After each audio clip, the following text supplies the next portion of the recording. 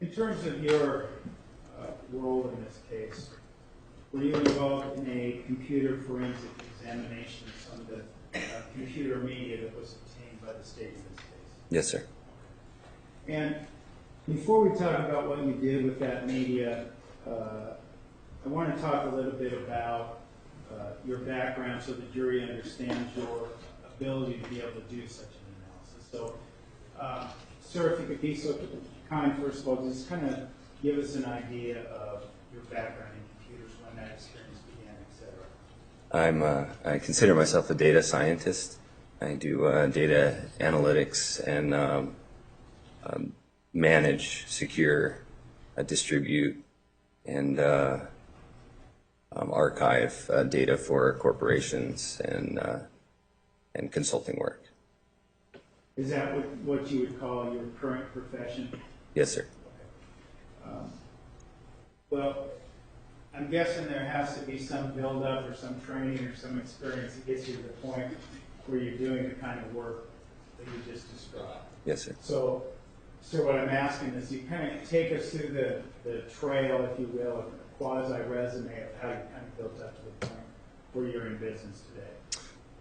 Yeah, I've been involved in computers my entire life. Grew up in San Jose, California. I've been working with data sets, and that's pretty much been what I've done since I was a child. But my work started as web development stuff and general data management, network engineering, and then worked my way into more technical data analysis work, leading into my forensic stuff. Okay. You say data analysis work. Can you describe what you mean by that for us? Typically, I've been asked to consult with corporations that have incidents that considered incidents response. So if they've been hacked or compromised or viruses have taken over their networks, I'm usually called to consult on fixing that and remedying the situation, and or evaluating the next steps to secure their networks. So in terms of the work you do, are we talking about big corporations seeking to secure their data? Is that Yes, what we're talking about in layman's terms, I guess? Yes, sir. Or seeking to mitigate the damage from a loss of data or a leak of data or something of that nature. Data, a leak, a hack, something of that nature. Yes, sir. So are we talking about a pretty high level of computer knowledge or internet knowledge it takes to perform the work that you do? Yes, sir. It's a lot of reverse engineering and trying to kind of backtrack through historical records or complicated data sets. It takes a lot of time. Complicated data sets meaning what? Sometimes the data is encrypted. Other times things are hidden. Sometimes things are destroyed or wiped or that type of thing. Okay. We use a lot of terms that you probably use every day, but probably not necessarily terms that we would use, or that all of us might understand, I guess. So when you mentioned you part of your job involves seeking or obtaining encrypted data. Yes, sir. If I heard you correctly. What is encrypted data? Encrypted data is data that is basically a key is used to encrypt the data so that it's not in plain text or it's not easily read or yeah. Okay. Sure. So if somebody is trying to do something nefarious, they might encrypt their data to hide their trails. Objection, lack of foundation, relevance. Sustained is first. Are you trying to, in essence, break a code to see how somebody did something? Is that what we're talking about? During an analysis, usually one of the things that we do is identify encrypted files and yes, attempt to see if we can decrypt those files if necessary. And you talked about people, you said, well, there's sometimes data that people want to hide on a computer. What do you mean by that? Objection, relevance. lack of foundation. Approach, please.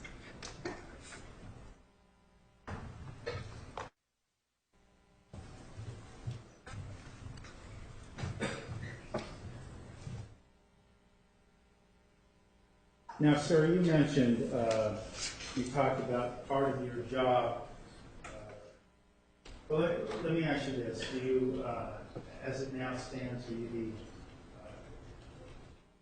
are you the owner of a company, or do you have a business that does this work for corporations?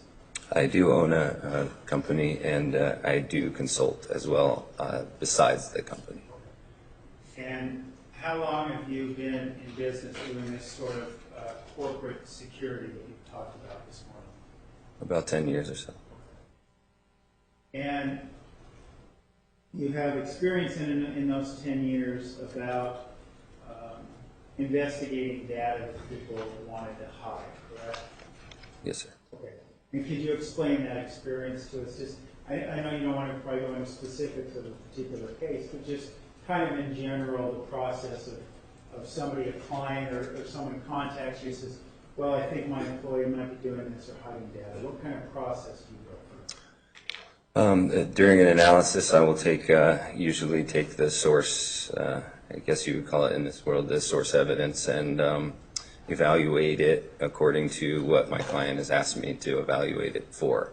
So in some cases, data has leaked and they know they have broken it down to a single machine that they know it's been leaked from or something like that. And I'll take that data and basically verify those claims. And so in terms of specifically as it relates to a person hiding something, if someone tells you, well, my employee, Mr. Jones, is hiding something, is there a particular type of analysis, or is it just an overall analysis of the source evidence? That's a piece of the analysis for sure, looking for hidden or obfuscated, I guess, files. Okay. And when you have that sort of piece of evidence, is there anything, or these assertions or what have you, is there anything you do to kind of ferret out when somebody's hiding data? There's a number of techniques to use to view data sets that may look like one set but are a different type of set. Or okay. Can you kind of explain that in general to us? Objection, sure. Relevance, lack of foundation, specifics. If we want, we can approach. Please approach.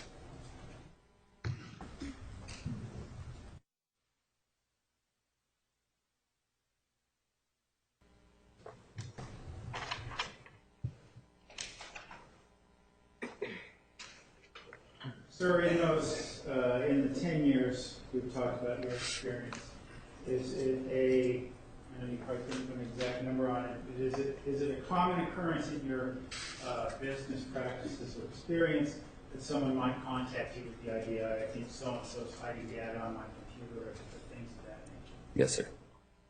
And is that something maybe in those 10 years you've dealt with several times a year? Yes, sir.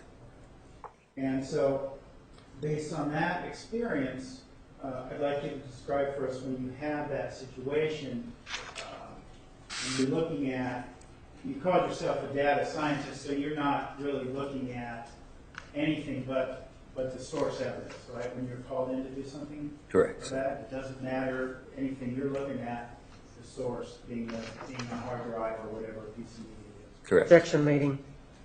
Overruled. So, when somebody tells you this and you go in and you are looking at the source evidence, or with this idea that somebody's hiding something, what do you do? How do you ferret that out?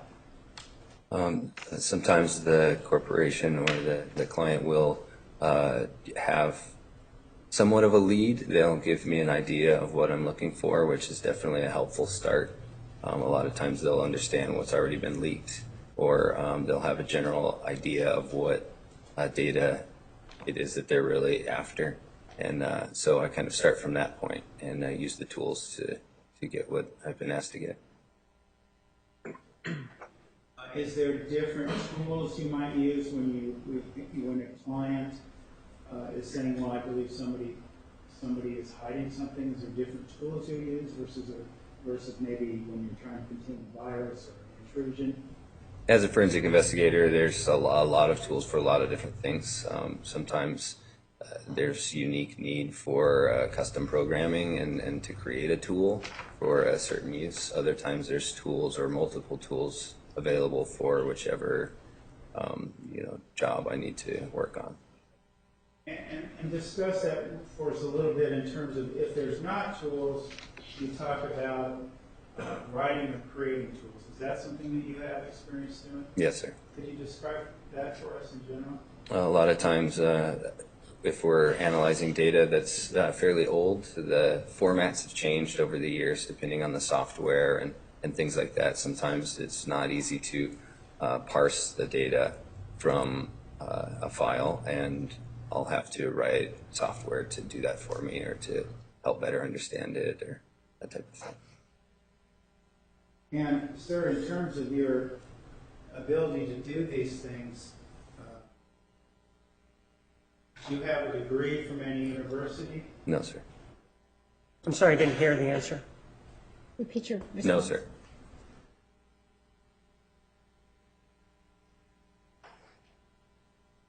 Has that inhibited your ability to perform any of these jobs or be successful in terms of your work or writing code, that sort of thing? I don't believe so.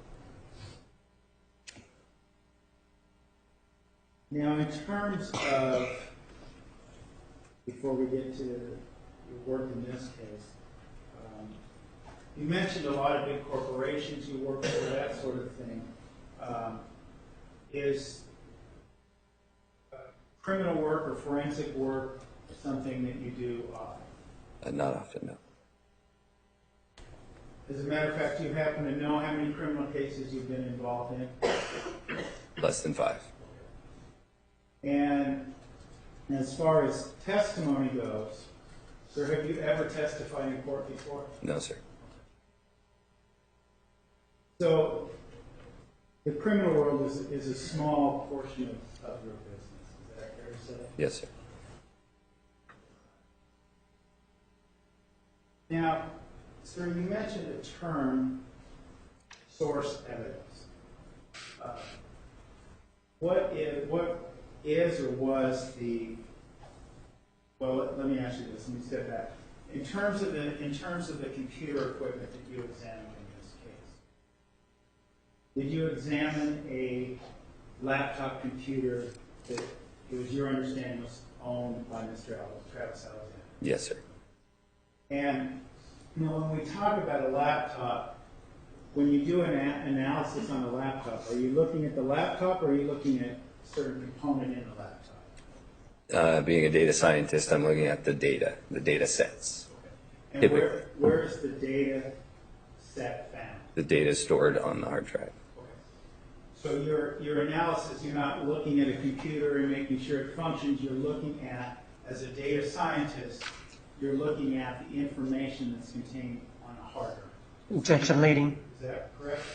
Overruled. It's all dependent on the scope of work. Sometimes the clients may ask me to actually look at hardware I may be able to identify problems with the hardware as well.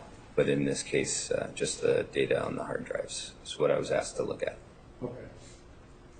And as it relates to this computer then, just for point of clarification, and I don't think we did this, could you define when you use the term source evidence, what just in general the source evidence is? The source would be the place where I get the initial data set, being the hard drive that was at the crime scene. Okay. So in terms of this case, the hard drive that was at the crime scene, is that the source evidence? That's what I would consider the source. And would it help explain, sir, what you're describing for the jury if we had a little diagram? Please.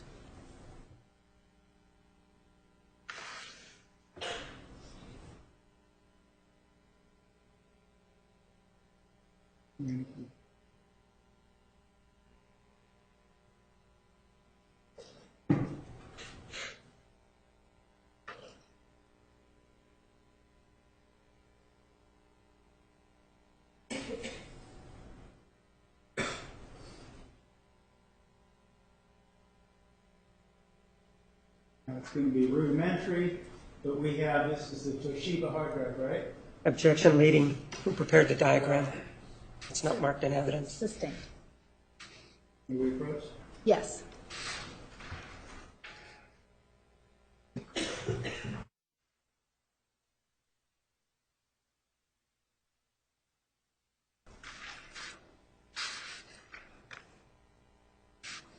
Okay, sir, I'm going to draw your attention to marked as Exhibit 802.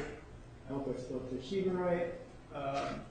And that this hard drive, you are considering what you're calling the source evidence, correct? Yeah, let's say that's the source evidence, yes. Is this, when you became involved in this case, is this the piece of media or data that you began your analysis on? Yes, I was asked to do an analysis on a number of sets of data. I asked for a forensic image, and a forensic image wasn't available, but I was told I could actually view the source evidence, which is fairly rare, and that was what they allowed me to do. You mentioned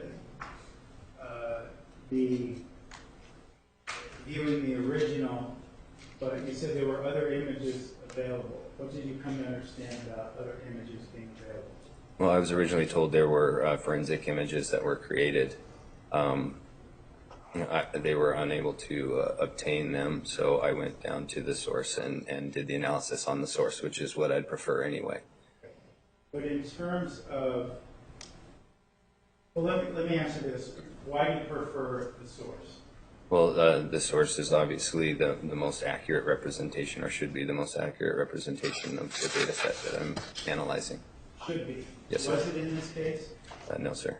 Okay. Why not? There have been some modifications to the source evidence after becoming evidence. So, and do you know, without pulling up your report, what year that occurred? 2009. So, we have another image that's made in 2009, is that what you're telling us? Yes, sir. And that is made from this Toshiba hard drive, correct? Yes, sir. And sir, if you could describe for us what is an image in terms of the when you're speaking in computer terms. A computer image would be, or a hard drive image would be an exact bit-for-bit clone of the initial source. Exact bit-for-bit clone. Yes. So, are we saying then that everything that was on the drive at the time it was copied should be on the image? Exactly the same on the image, yes. And it's frozen in time, so all the timestamps are still relevant and that type of thing. And in terms of the image that is made, so we have this image that happened in 2009, and you said that this, when you looked at the source, it had been, well, let me answer this. Was there another image of this computer made at an earlier point in time, if you're aware of it? I found out later, yes, there is an 08 image as well. An 08 image. Yes, sir. And is that something that you also have taken a look at? Yes, sir, just recently.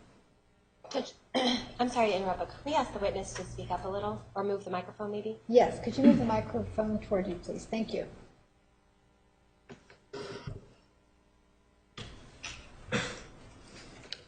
Now, the 08 image that is made,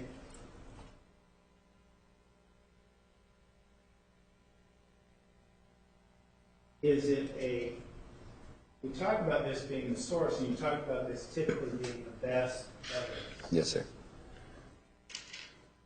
Why, but what you're telling us today, it seems to be, correct me if I'm wrong, that this 08 image is actually the best evidence. The Toshiba and the 09 image match each other, but they have been modified from the original dates that the source evidence was taken into evidence. And so the 08 image is actually the closest to what the evidence looked like before the modifications. And when you say closest to,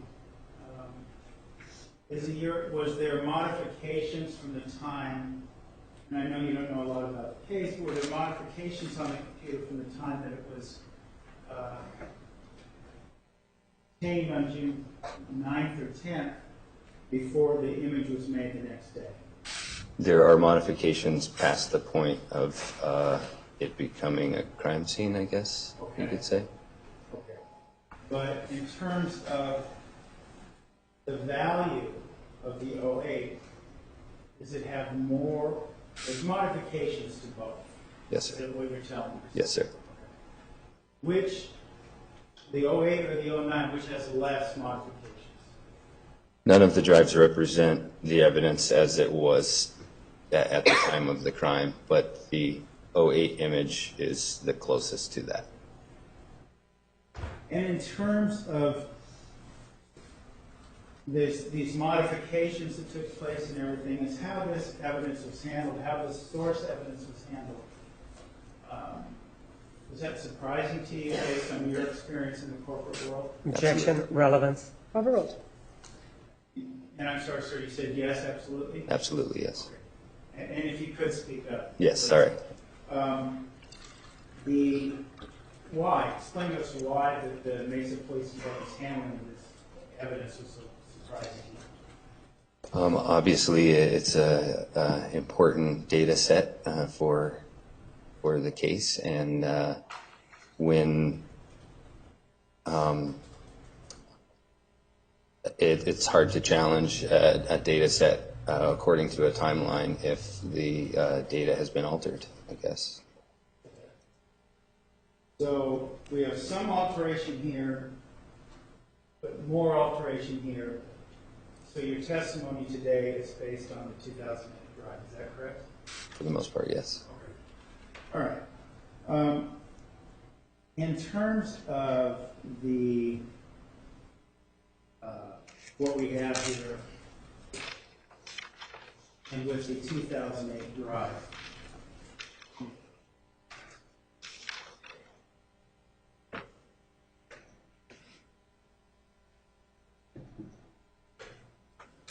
you have a computer set up here today?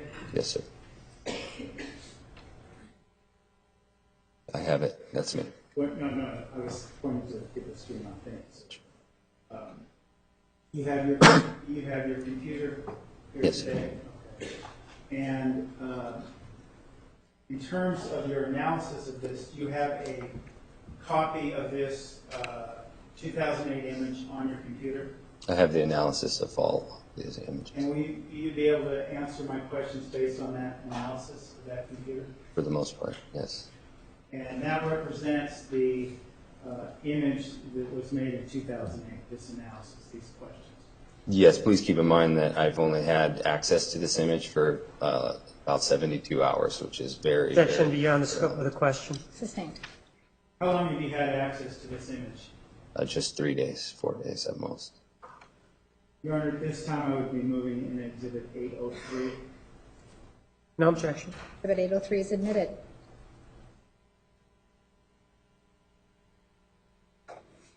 Now, sir, as it relates to the 2008, I'd like to ask you some questions about what you found. Well, let me back up before we get into what you found there.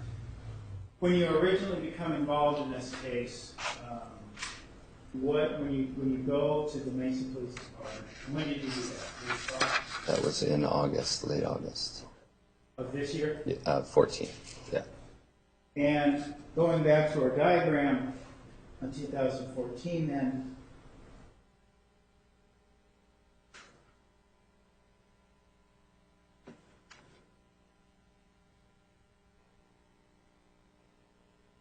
well, what you know now, I guess, that you didn't know then, if you will, is that these two match, this doesn't. So what you were originally looking at was something, even the source evidence was altered from its original state that it was in 2008. Correct. But when you go in to look at this source evidence, what are you looking for?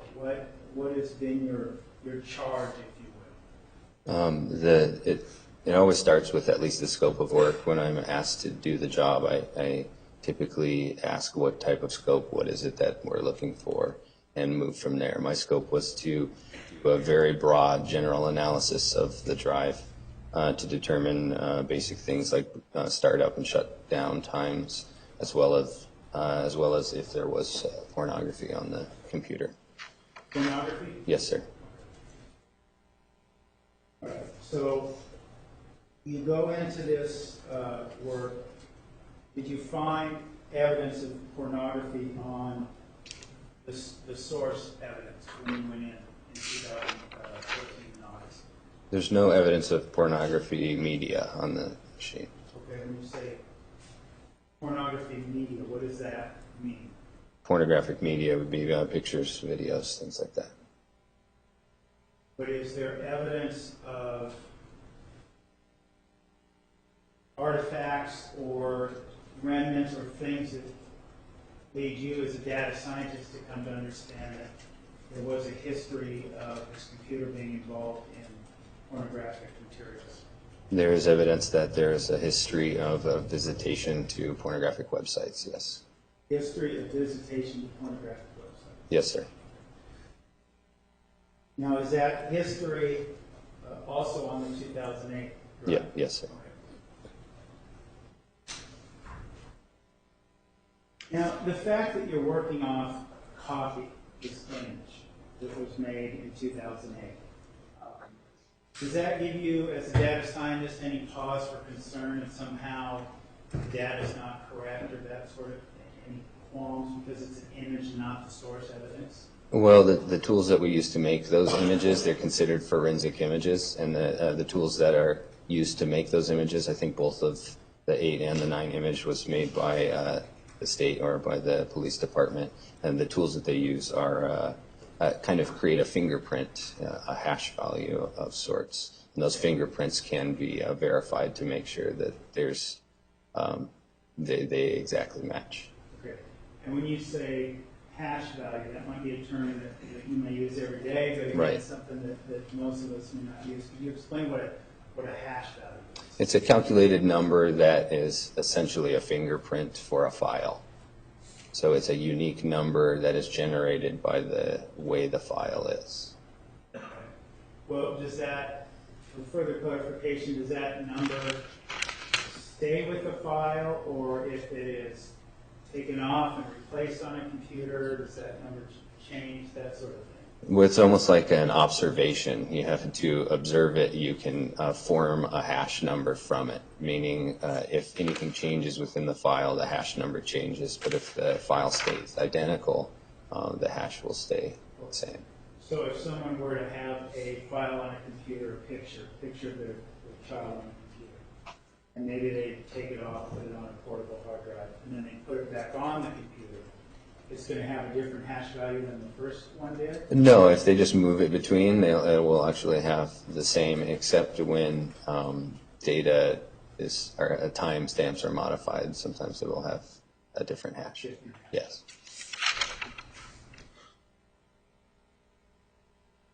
Now, if someone were, at the same time in terms of hash values, if someone were to have pictures on a portable hard drive that they wanted to put on a computer, is that, would they be able to alter that hash value and make it appear like it was put on there years prior or anything? No, the hash value is, once again, kind of an observed fingerprint from like a kind of like a microscopic view. So a hash value is derived by the tool outside of the file itself.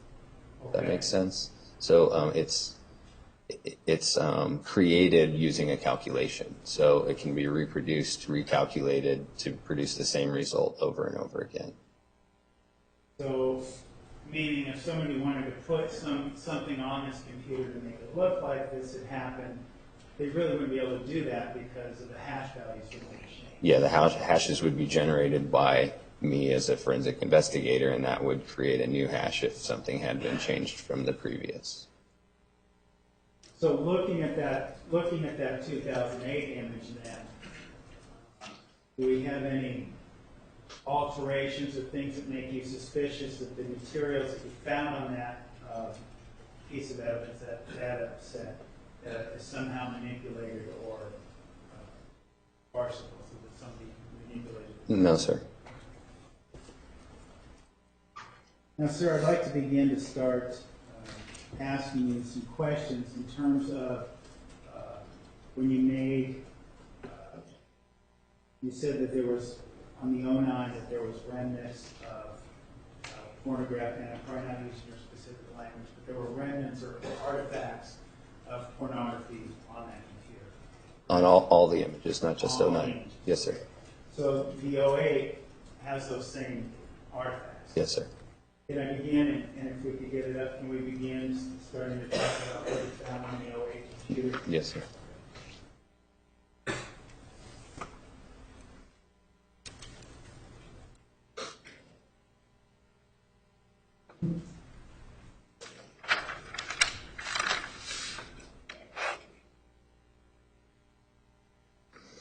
And to be clear here, in case there's kind of a delay, what you're really doing here is this more like a live demonstration of what's on this drive? Yes, sir. This is I'm essentially doing a live analysis using the tools that I would use in the office to gather intelligence about the case and that type of thing. I'm trying to do that here in the live environment.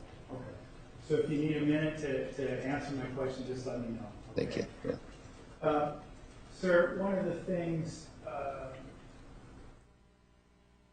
well, when you were analyzing that first drive back in August 2009, when you start doing that analysis, are there any red flags that came up to you, anything that stood out when you were initially making the analysis? It's a very broad general analysis because I didn't really have much of a scope when I was asked to do this. Obviously, I didn't know anything about the case or anything like that. So when I just plugged in and was asked to look for pornographic material and things like that, I looked, and the flags that came up to me initially were just the fact that the drives had modification dates past the point where they were taken into evidence. So those were the biggest flags for me, is why those dates were showing up on that drive. And based on your analysis, that was surprising to you, based on your experience, that was surprising to you that could happen to a piece of source evidence. Objection, lack of foundation, forensic setting. Approach, please.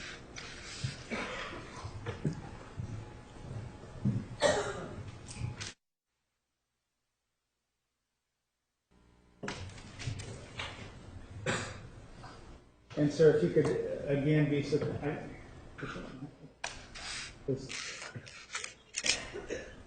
Can we approach? Yes.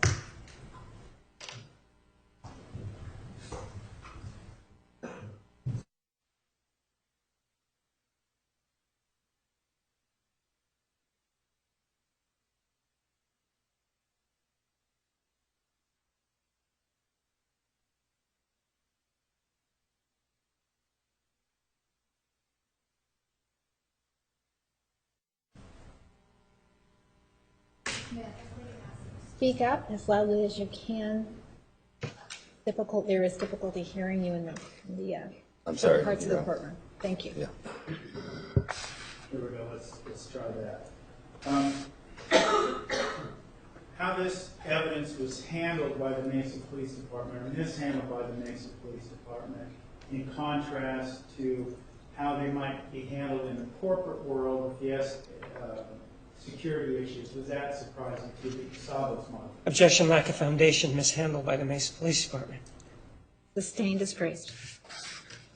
Based on your experience, would the fact that the police department or the county attorney were browsing through the computer without a write blocker, would that be surprising to you? Objection, lack of foundation, it was defense counsel who was browsing. Sustained.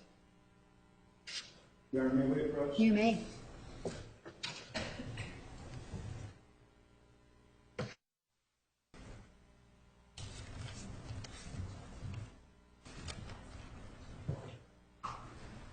Yes, I will. All right, ladies and gentlemen, I'm going to ask that you disregard the last two questions posed by defense counsel and the objections stated on the record by the prosecutor. You may proceed. Let's talk about that first red flag you saw, the modifications or alterations of this sheet of hardware, all right? Yes. Sir, what is a write blocker? Let's explain that to the jury. A write blocker is a forensic tool that is a piece of hardware that sits between the source evidence and the forensically evaluating computer. And what it does is it allows you to plug in the source evidence and view the contents on the evidence without being able to modify or manipulate the data. That's why it's called the write blocker. It doesn't allow you to write. Okay. So, based on your experience then, anytime anybody is properly handling a piece of source evidence, a write blocker would prevent the kind of modifications that you saw on this computer. That's correct. So it surprised you that these modifications took place after it was in the custody of the institution? Multiple times, yes, sir. Multiple times. Okay. And when you say multiple times, can you recall for us how many times that you saw these modifications? There's modifications on the 10th of June of 08, and there's modifications on the 19th of 09. So a year Again, if gap. you could speak again. Yes, yeah, I'm sorry. So there's two sets of modifications. One on the 10th, just a few days after becoming evidence, and another a year later on the 19th of 09. Now, in terms of those modifications, are you able to tell us how many files were modified on June 10th, 2008? Yes, sir. How many is that? I'll have to look that up. I'm going to have to look it up. I'm sorry.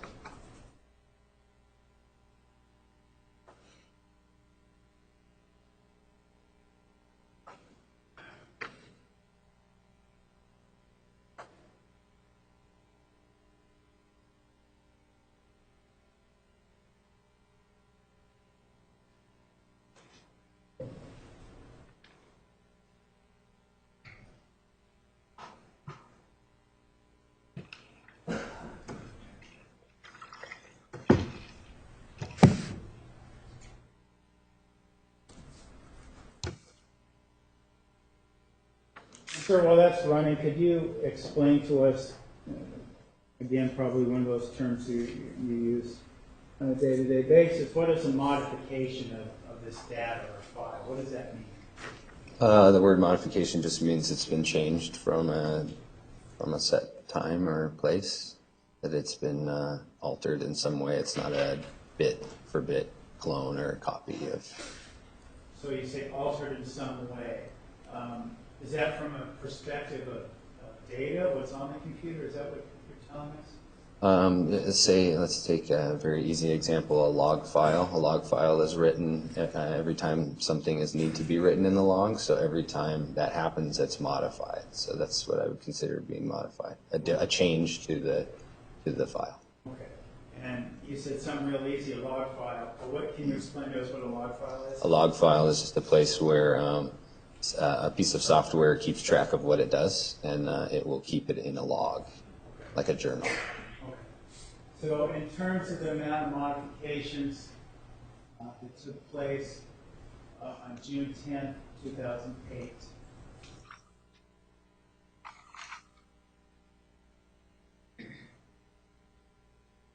what are we looking at here? I see timeline window. What are we looking at? Yes, sir. We're looking at a timeline. I just kind of drilled into the area and the dates that we're looking at. And I'm currently in June of 2008. As you can see, there's a pretty steady flow of usage, computer usage, up until the 4th. And then there's a gap here up until the 10th. Okay.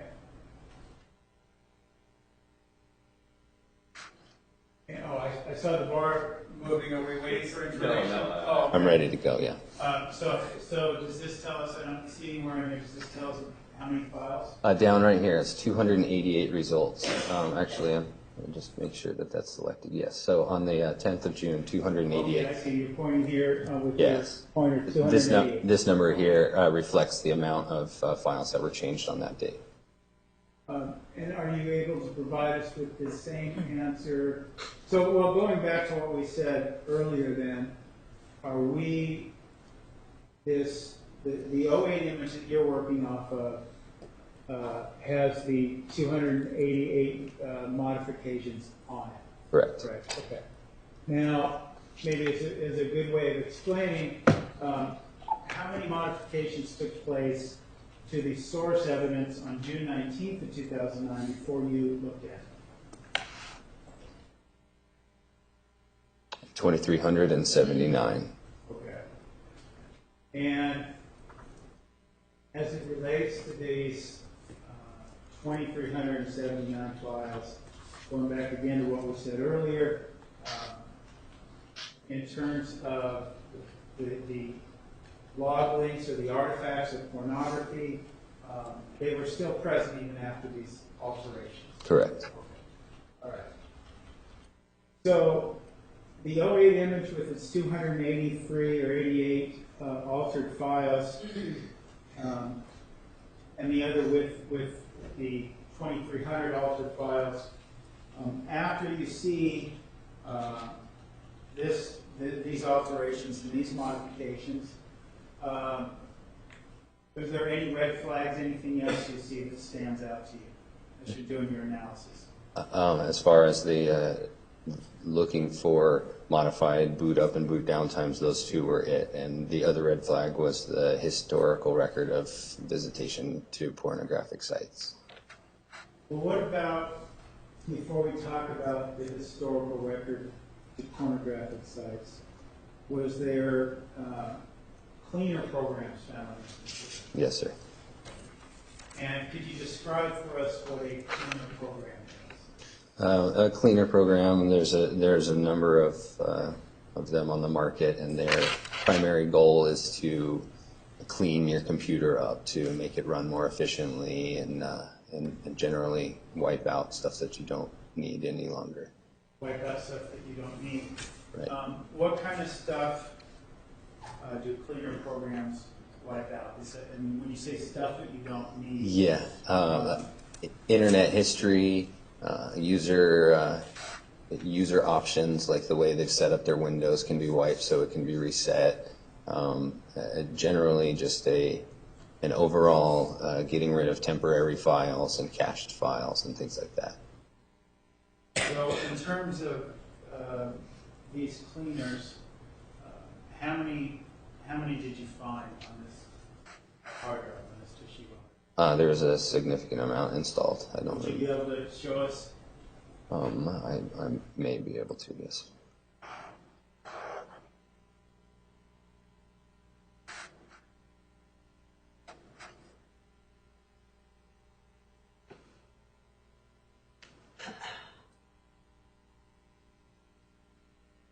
This isn't something that I've done necessarily past this point, so I'm kind of looking this up. Objection, there's no question before us for that. Sustained.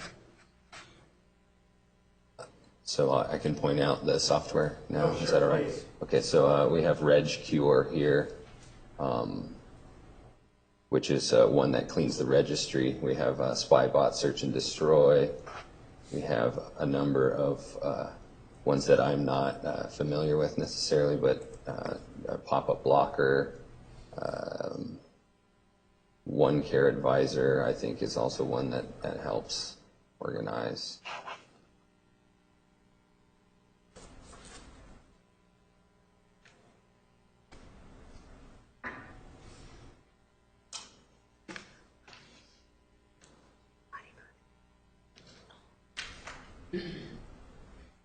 PC Health is one. And those are the ones that I can confirm offhand right away. Okay. Question would be then, I guess, what would be the point? You said there were a number of them installed. You've maybe listed about half a dozen of them for us here today. Why would somebody need more than one cleaner? Objection, Foundation. And if we may, It is phrased. in terms of how they function from a computer perspective, I'm not asking you to speculate on what somebody's thinking, but in terms of from a computer perspective, why would you need more than one program? Well, in one case, we were looking at a registry cleaner, and another, we were looking at SpyBot, search and destroy. Both have slightly different jobs. They overlap in many ways, but they have different jobs. But then there's also some redundancy here where the PC cleaners and things like that pretty much do the same thing as others. So is there any explanation for the redundancy from a data standpoint? Just that the user. Objection, lack of foundation from a data standpoint, not the user standpoint. Thank. Well, as it relates to internet history, what do these programs do? Objection, lack of foundation. Which of the 6? Rephrase. What do cleaner programs do to internet history? They delete the internet history, clean those up. So if someone wanted to cover their tracks of what they were doing, they would have lots of cleaner programs, right? Objection, lack of foundation. Overruled. You may answer. Yes. And some of these cleaner programs were specifically targeted at the web histories we just discussed, correct? Objection, leading. Which ones? Foundation. Sustained. So as it relates to the cleaner program, let's go to the cleaner programs that relate to internet history, see what Mr. Alexander was up to. I think most of the ones that I listed all do internet history cleanup. So as I said, some of them do different things, but both RegCure and SpyBot search and destroy, I know for sure do internet historical wipe of cache records and things like that. A wipe of cache records. What are cache records? Cached records are the place where the historical records are stored in cached files. Historical records of internet activity, is that what we're saying? Yeah, when I explained the log, it's a log for the internet browser where it stores where things have, where the browser has gone. Now, these cleaner programs, in general, do they run automatically, or is it something that the user has to initiate? There's there are ways to schedule them to run at certain times, and there are also manual ways to run these. And let me ask you this before we move on. Your analysis of this hard drive, does it tell us, for example, how many web browsers he had, how many internet, well, let me define, what's a web browser? Let's do that. Let's begin with that. Web browser is a piece of software that allows you to access an internet website. And how many did Mr. Alexander have on his computer? I haven't dug that far in, but 2 that I know about, Internet Explorer and Firefox. And was there any evidence of history of visitation of pornographic sites in the Internet Explorer web browser? The Internet Explorer history does not have pornographic visitation, no. And the other one you mentioned, if I heard you correctly, was Firefox? Yes, sir. And did that browser have an indication of pornography or visits of pornographic links? Yes, sir. Okay.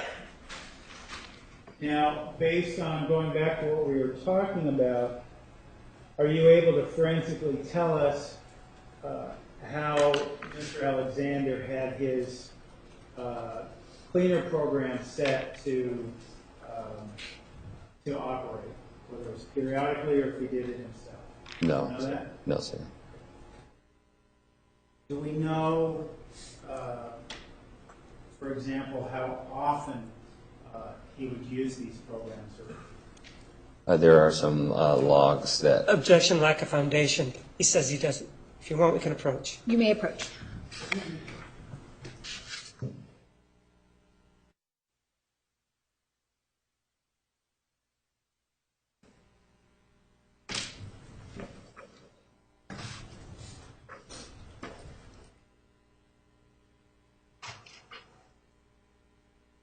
do we know, regardless of how they were set, when these cleaners ran and did their work, so to speak, on Mr. Alexander's computer? We have a number of. Objection, lack of foundation as to which ones.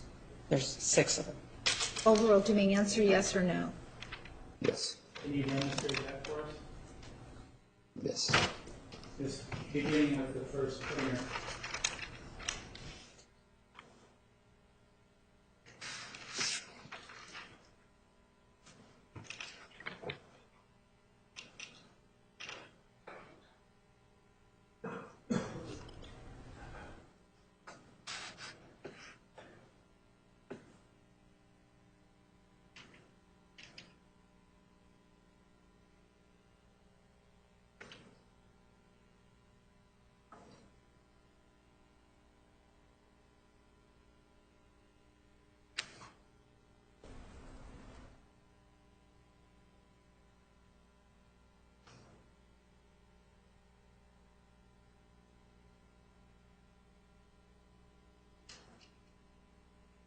This is an example of a log created by SpyBot.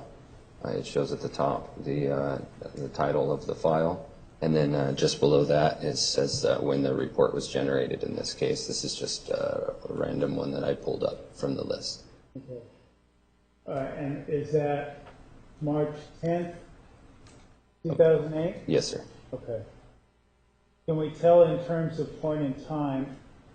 Well, let me ask you this: is your internet history with Firefox cut off at some certain point in time historically? Yes, sir. And when is that point in time? The first file date and time stamp relating to access with Firefox starts on June 1st of 2008. Is there evidence then, would we need to look through these whole logs to see prior to this early morning on June 1st, 2008, that a privacy scrubber was run on this computer? There are files that show that Firefox had been used prior to that, but yes, everything had been cleaned past that point, or prior to that point. Are we able to discern through your analysis when that cleaning was initiated? No, sir. It would take a lot more work. Yeah. Okay. A lot more what? A lot more work, sir. Okay. Now, are you familiar with the term privacy scrubber? Sure. Yes. And can you explain what that is? I guess it's just a term used for what those type of programs do. They're looking to clean the registry, clean internet history, and prevent it. Privacy scrubber would be kind of an interchangeable word with a lot of those types of software. Yes. Okay. In terms of the internet history and its lack of internet history before June 1st, is there something that you can look into Firefox and see that certain files were destroyed, or how are you basing your conclusion that a scrubber program cleaned the browser history of Firefox? Well, there is a number of kind of remnants of files that show that Firefox has accessed those files in the past, but as far as the internet viewing history from Firefox, that has been wiped, and that's typically from a cleaning program. So in terms of the cleaning programs, are you saying they're limited to one section of the computer? Is that what you're telling us? Every cleaning software is different, but yeah, they are limited to their programming in certain places. A lot of them will have options to ask you if you'd like to clean a certain area or not, or a certain section of software, but not. So there's a lot of options there to choose from. So the user, if you will, sets those parameters? Yes, on these programs? In terms of then these artifacts or remnants of pornography, those are not actually found in the browser, from what you're telling us. Is that correct? Well, they're found in the logs from the browser. But it's not like a browser history or something like that. You can't just go into the browser program and look where it went, like look at the history. You're not doing that. Well, during an analysis, I don't have the computer turned on, so I'm not using its software. But yes, I'm looking at the flat file that the browser uses to store that historical record in. Okay. In historical record, we're talking about a record of where the computer's been? Yes. Okay. And where is that historical record in terms of computer terms? Where is that found? In the profile that when you create a profile with the operating system, you have a profile directory that's assigned to you, and that's where normally all of your documents are stored, and that's where you would store your music and pictures and things like that. So in the profile folder, there is a Firefox profile folder, subfolder within that, and that's where Firefox stores all of its logs. Now, in terms of the logs, the Firefox, is that where we see the remnants of visitations to pornographic websites? Yes, sir. What is a history.dat file? History.dat is the flat file that stores the history of the browser. Okay. And the history of the browser, though, since we're talking about two different browsers, this history.dat file, does it contain both browser histories, or is there two history.dat files? How does that work? It's all proprietary depending on the software. So Internet Explorer had a different name for its log file, but Firefox was called at the time in 2008 history.dat. It's different nowadays. So this history.dat is the technical term. I think from what you're telling us, it's a technical term for the history, browser history found in Firefox back in 2007, 2008. Correct. History.dat is the log file, the historical log file. Before we talk about the artifacts of pornography or visitations, did you find evidence of any viruses being on the computer? Yes, sir. And will you be able to show that for us as well? I can pull up an example of yeah. And if I were to use the term virus or malware, are we talking about the same thing? Similar enough, yes. A bad software that is malicious in nature.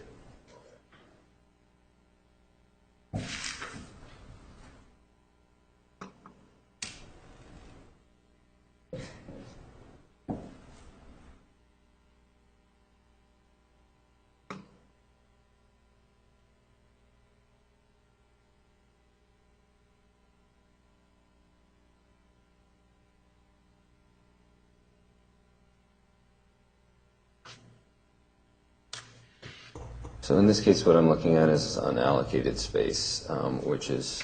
And why are you looking at...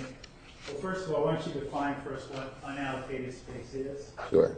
And then tell us why you're looking there. A hard drive has a certain capacity, amount of data that it can store. Let's just use an example of 1 terabyte, for example.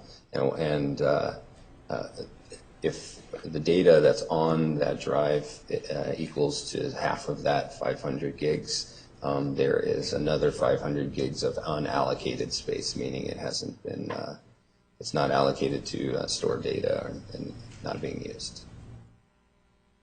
Is that the equivalent to just empty space, unused space, or? It's the glass half full kind of thing, yes. It's half the data, I'm not sure how to explain that. Okay. Well, why do you look in unallocated space? I see you've got this highlighted zlog. Is that a virus or malware? It's just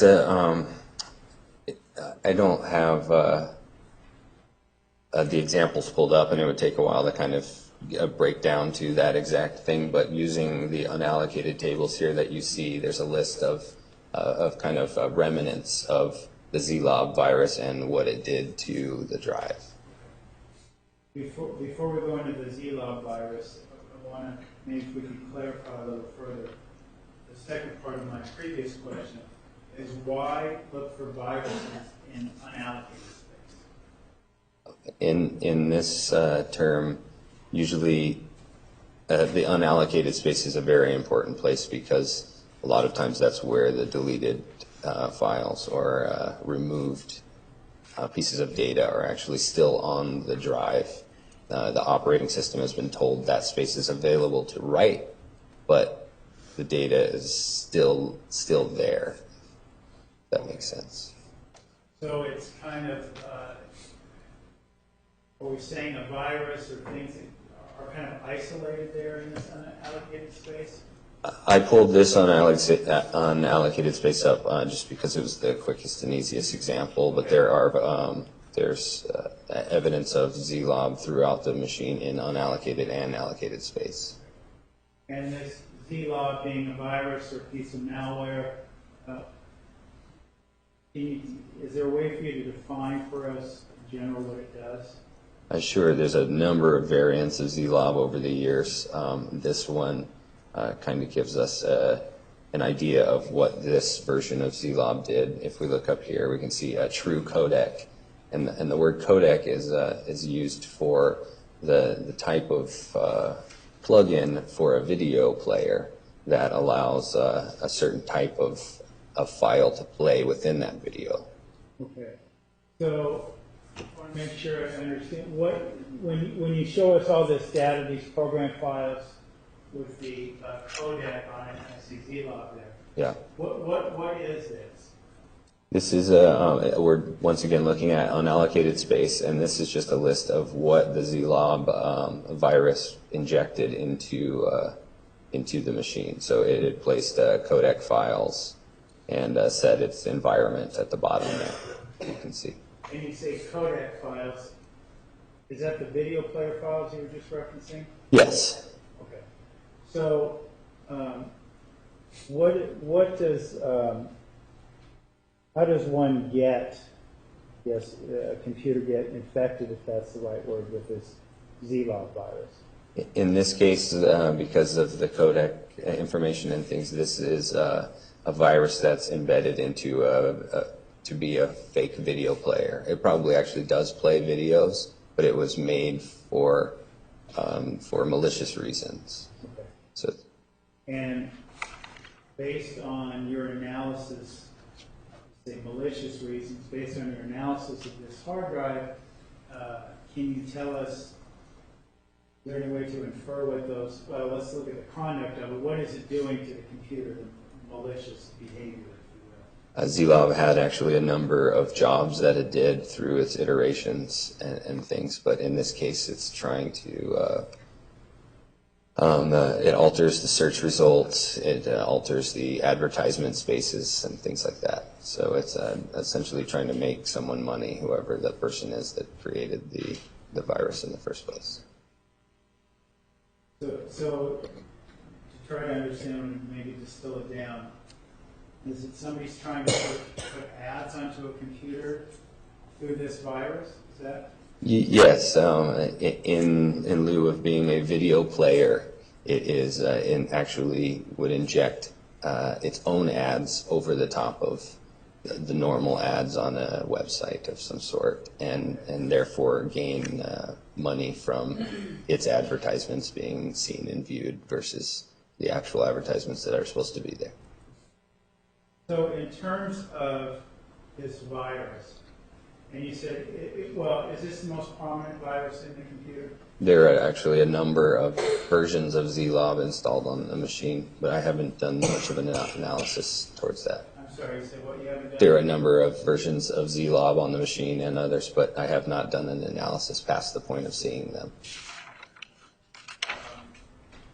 As it relates to this artifacts or remnants, if you will, of visitation of pornographic websites, how do you, as a forensic examiner, go about, before you tell us what you found, how do you go about determining, well, whether a virus went there or whether this was human-initiated behavior?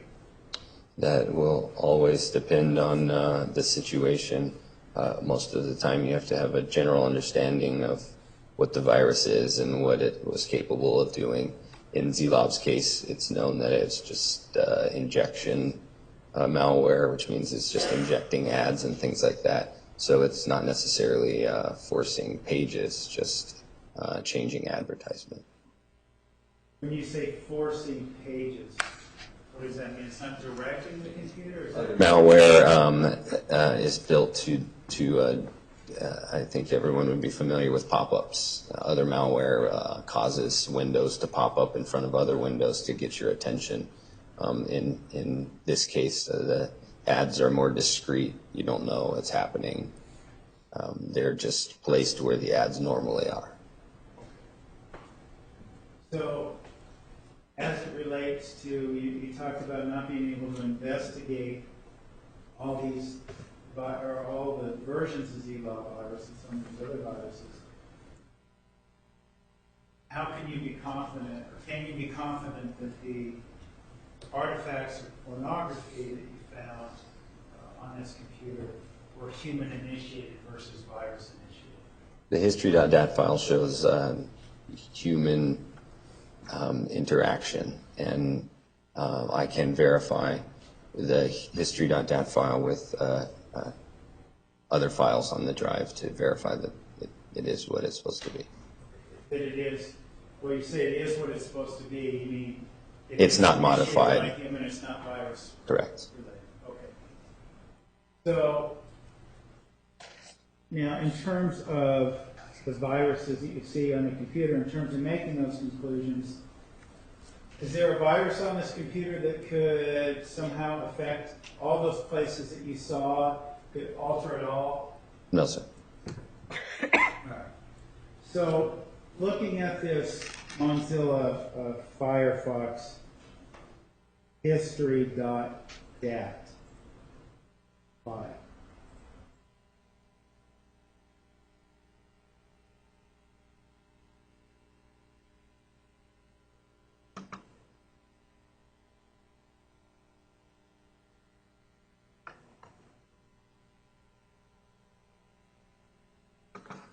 Well, I'm going to pull it up so you can see what it is.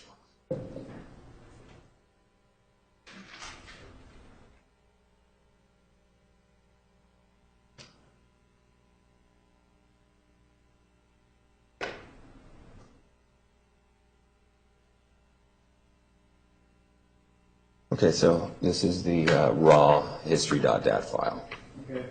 When you say raw history.dat file, what does that mean? I see some, what might be familiar to a lot of people, web addresses, and I see a lot of data. Right. This is not, the history.dat file is not made for human reading necessarily. Okay. It's made as a reference for the browser to be able to pull up sites that it had previously visited faster. So it's in a programming language or a protocol called MORC, as you can see at the very top line there, version 1.4. And MORC, is that just simply the name of the program? That's the name of the language used to enter the data. And in terms of explanation, would any further definition of that Sure. mean anything to most people, or simply? Not necessarily. It's just a different language that's not even used anymore. It's an old language that was used in the past. Just below where it defines that it's a MORC file, it defines somewhat what each of the lines mean below it. Being we can extract the last page visited, we can extract the history, the scope of all of the history that's available in the file. We can see the URL that refers the last visit date, as you see, and first visit date, visit count, how many times they went to that site, and the name of the site, the host name of the computer, and any other hidden information. And when I say hidden, that's hidden by the browser for software purposes. So it's different than what might have been eliminated by a cleaner program of that nature. And none of this has been cleaned. Yes. Now, in terms of what we're looking at here, Can you help us understand what we're looking at in terms of the date range of this Mozilla history? Yes, as I explained earlier with the way I do a forensic investigation, because this is barely human readable, what I did was I wrote a piece of a script that allows to parse MORC. It's actually a fairly old tool that I have in the tool bag. And so I can parse that file down to a more legible, more readable source. And that's something you've done for purposes here today? Yes. Could you show that to us? Sure. So this obviously is a much cleaner version of the same data with those same categories laid out nice and neat, being ID number, URL, being the website that was visited. The name is kind of deceptive. The name is actually just the title of the page that it was on. So in the case there that you're looking at, the top 16695, the name is Gmail just because that was in the inbox. But the second one, 5495 on the list there, the name is Regan Housley, and that's just because he was the victim was sending an email to that person, so that was the title of the page. So that might be a little confusing. But host name is what site you're at. First visit date being when they initially went, and last visit date being the last time they were there. Visit count being how many times they visited that site. Okay. In terms of the first and last visit on some of these times, we see, first of all, we see days, we see May 24th, 2008. That precedes your testimony related to the browser history being watched on June 1st. Is there explanation for the existence of that still? There are first date visits can be stored in cookies that weren't necessarily cleaned. The actual cache file of what was loaded, the files themselves, the pictures, the text on it, were wiped by the wiper, but sometimes there's remnants and of kind of leftovers that the cleaners don't necessarily catch. So what we're saying here then in terms of first date, last date visited, what are the times? Is this military time we're looking at? Is that what the computer's using? Yes, this is broken out, and in fact, it's actually in a time called epoch time, which is a Unix time in another definition. And what that is it's a count up, a second count up from January 1st, 1970 and beyond. So a lot of services, Unix servers and things like that, use epoch time as a timestamp. Okay. So using this, taking a look at this, then when we see, for example, this using the Reagan Housley ID 5495, Right. We see last visit date Wednesday, June 4th, 2008. That's obviously a regular counter, not the epoch time you were referencing. Correct. But the time in the middle, the 23-19-41. Yes, Is sir. that epoch time, or is that, what is that? The original history.dat file was in epoch time, and I converted it to a more readable format. I parsed it out so that it's readable in this format. So yes, that is military time, and the computer at the time was set to Mountain Standard Time, Arizona time zone. Okay. So in terms of this access, this 23-19-41, converting military time back, what time of the day is that? That's 11:19 p.m. If Mr. Alexander was deceased before that time, what would account for this activity?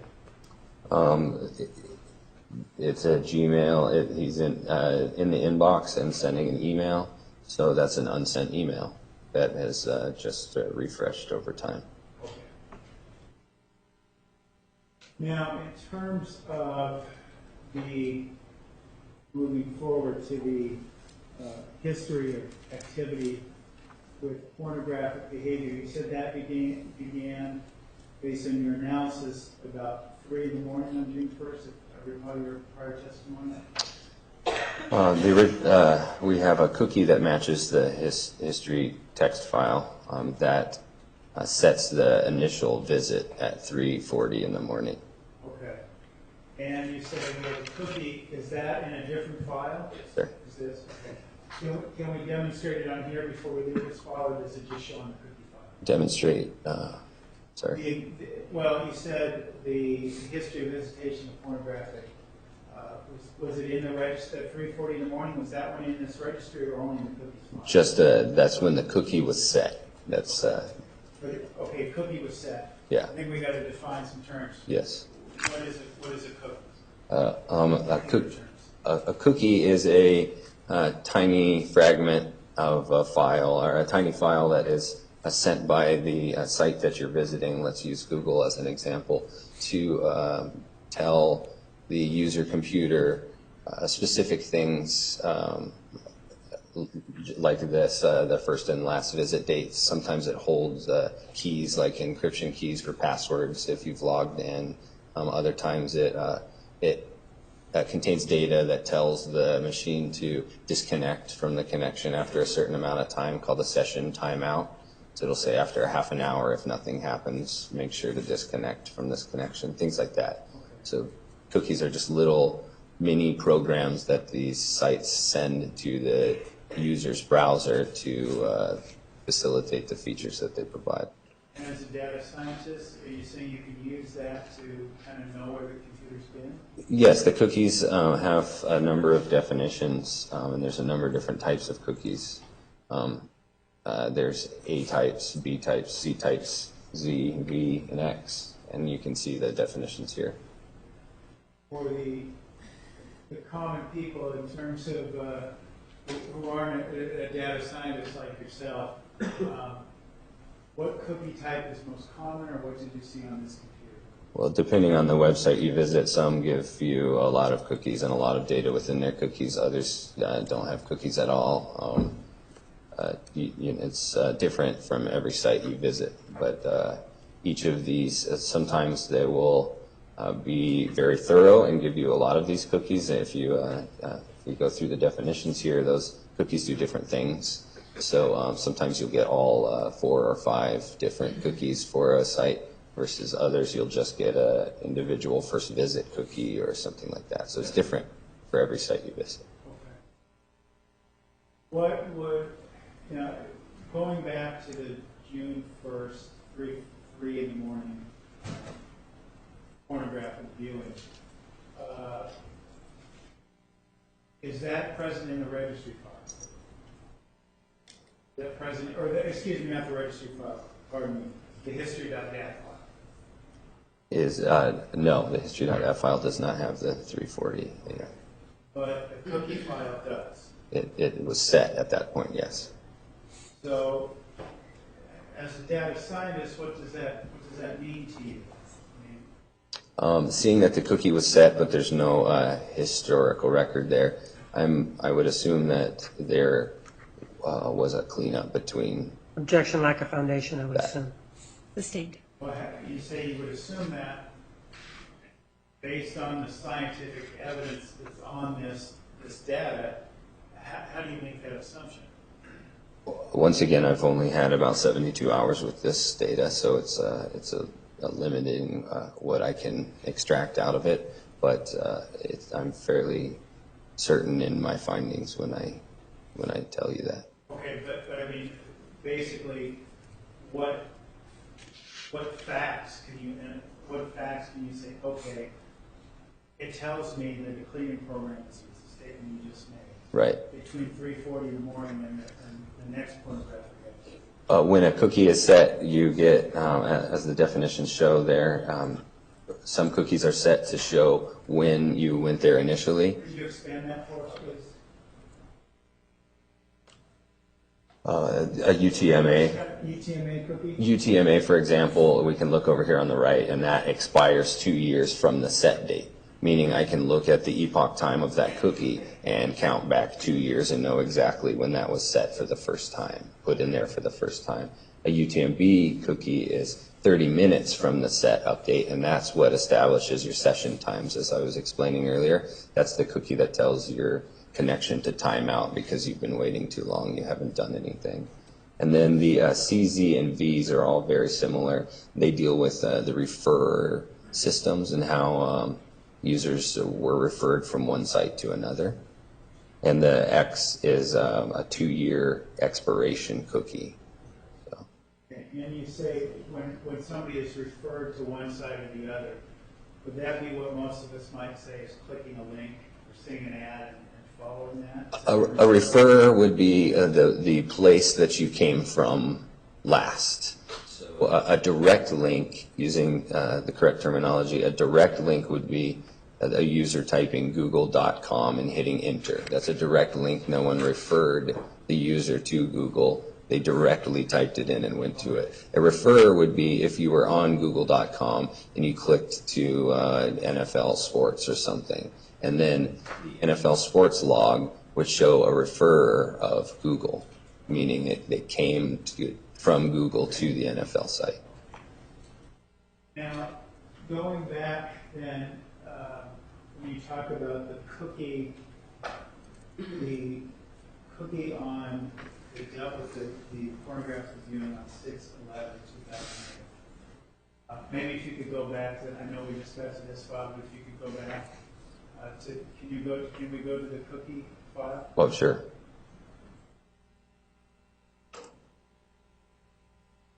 Here's your cookies file here. Okay.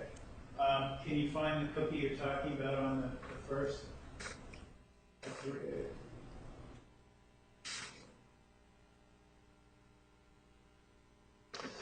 There are 1, 2, 3, 4, 5, 6 cookies set by this domain.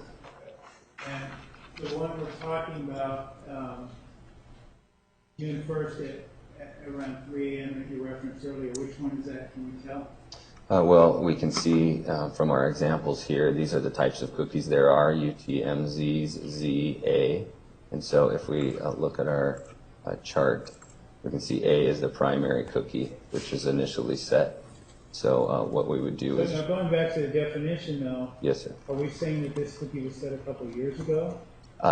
Well, 2 years from set date? No, that means what it's talking about is the epoch time, which is this long number here. Okay. That epoch time is the time stamp of this cookie. So being an A cookie, this will be the time stamp of the initial visit, the first visit.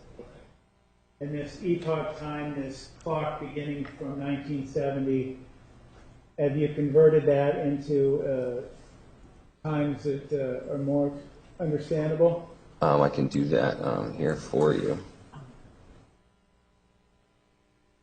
Council, we're going to take the noon recess. Ladies and gentlemen, 1:30, please remember the admonition.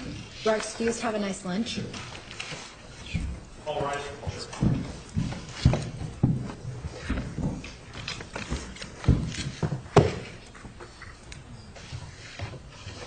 Mr. Smith, you may step down.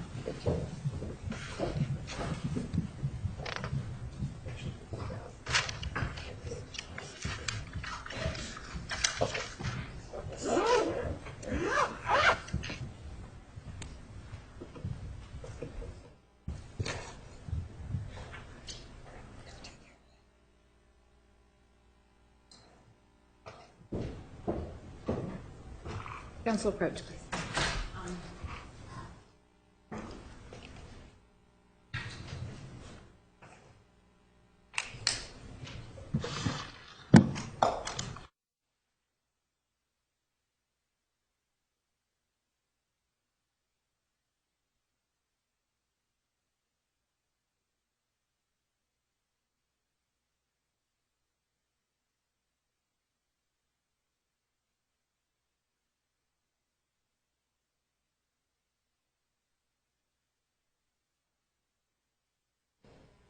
Your Honor, I understand the camera was turned off for this morning's testimony.